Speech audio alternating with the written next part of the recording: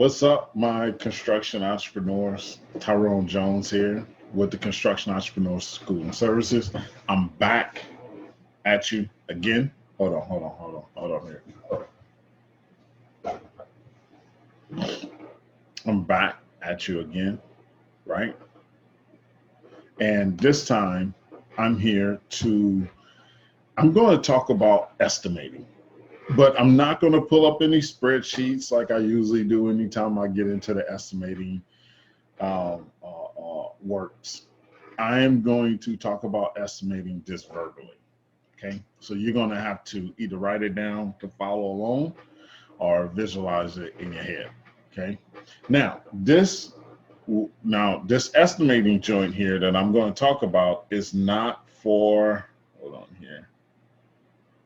Is not for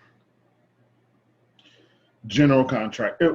Basically, it's not for any contractor that's out there that has workers' comp and really have employees and paying into, payroll taxes and things like that. This is for my contractors out here that is still trying to build at something, right? Where you're still using workers that you pay on the daily or you pay per task, okay?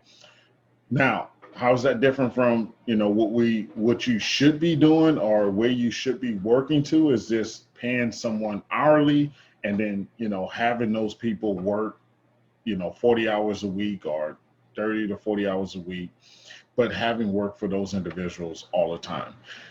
The contractors I'm talking about may not have work all the time or may not be at the status where they can actually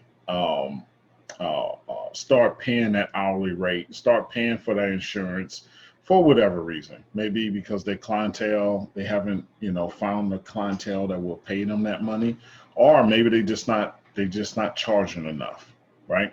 Or they just don't know how to charge enough. Well, hopefully what I'm going to talk about, that can actually put you at a different level, okay?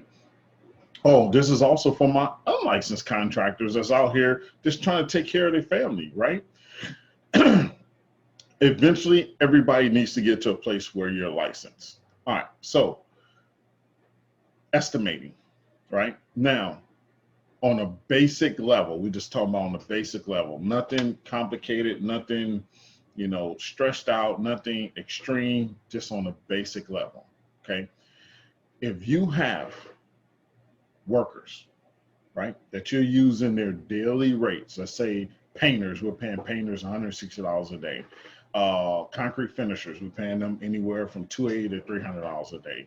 Drywallers, we're paying them $250, $225, a day, depending on how complicated the job is. So we're going to use a daily rate of $200.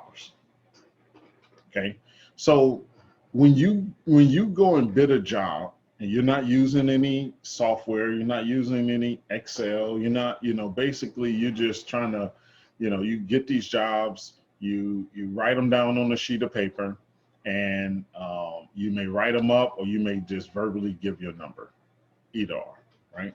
But when you charge that daily rate to that client, you need to mark it up, okay?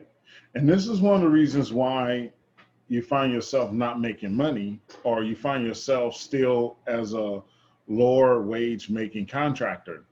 One of the things we find ourselves when we're in this little bubble that I'm talking about as a contractor is that we charge these daily rates. You charge $200, you're gonna have 4 of them, so it's 2, 4, 6, 8. That's $800 for my labor, and then I'm gonna and then what I want to make, right? And you're like, oh, I want to make, I'm going to be a day there, so I want to make $200. So you're like, okay, I give it to them for $1,000. They pay for materials. Well, you're not making anything, right? You're literally is losing on that entire job all the way around, right? It seems like you're making, especially if you got a lot of those jobs, right? I think as contractors, we get into the rut. As long as you have income coming in, that revolving door, right? Constantly flow of income coming in, you got that revolving door. It seems like we're doing so much better. everything is flowing well. I'm making money, and then you're taking a little bit off of that little flow as it comes in and feeding yourself and feeding yourself. And as soon as something stops, as soon as something goes wrong, then you realize how much money you're not making. Then you realize how much money you're losing. I was actually in that type of situation. And I'll save that for another video. But I will talk about that on another video. But so we get into this rut of seeing all this money coming in, and we think we're doing great, and we're feeding ourselves, and money's still coming in. We got more jobs, more jobs, more jobs. A lot of times people just giving you jobs because you're the cheapest person on the market. Okay. Most times. Okay. Not all times. Okay. But on a daily rate of $200, you should be adding 30% to that. So it should be 200. Get your calculator out. So it should be 200 times 1 point. I was going to say 1.30, but that's not, because we're just going to talk about profit margins, right?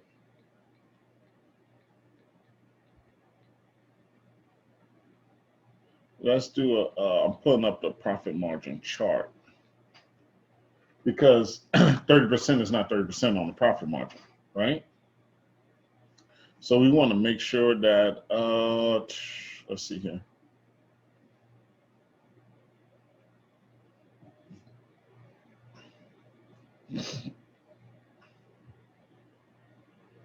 So let's go back here. Bear with me here, bear with me, because we want to.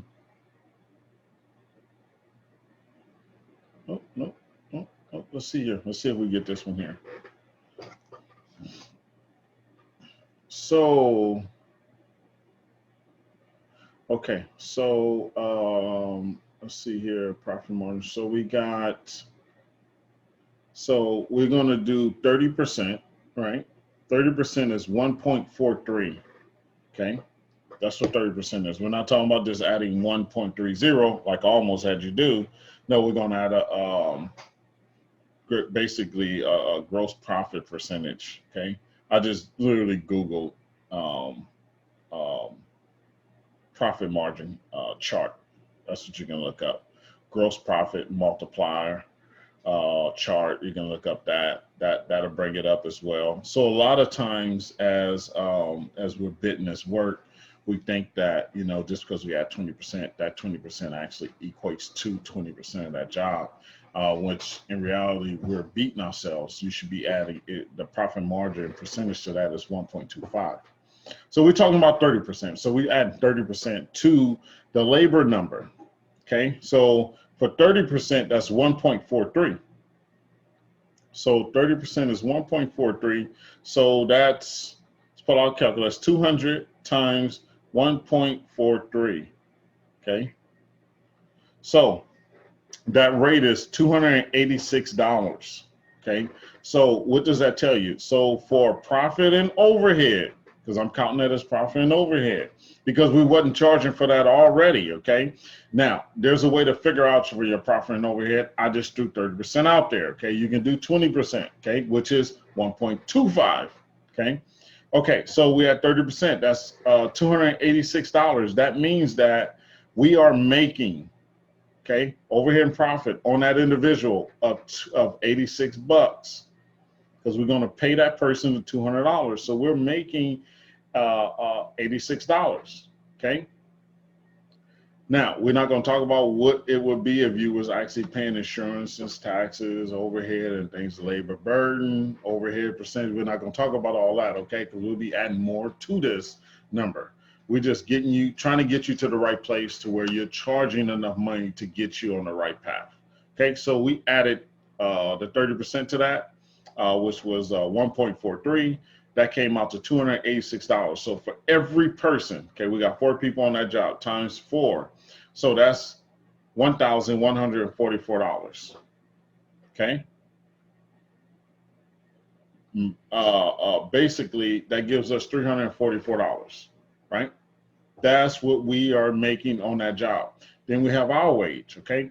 You should not be charging the same amount for your time as you're charging for the other, whoever else you hire on. Okay. You should be paying yourself extremely more. Okay. So if you say we're paying these other dudes $200, not just dudes, females as well, they can get to it as well, just as good as us. But $200, then we're going to pay ourselves $350. Okay. We're going to pay ourselves $350. Okay.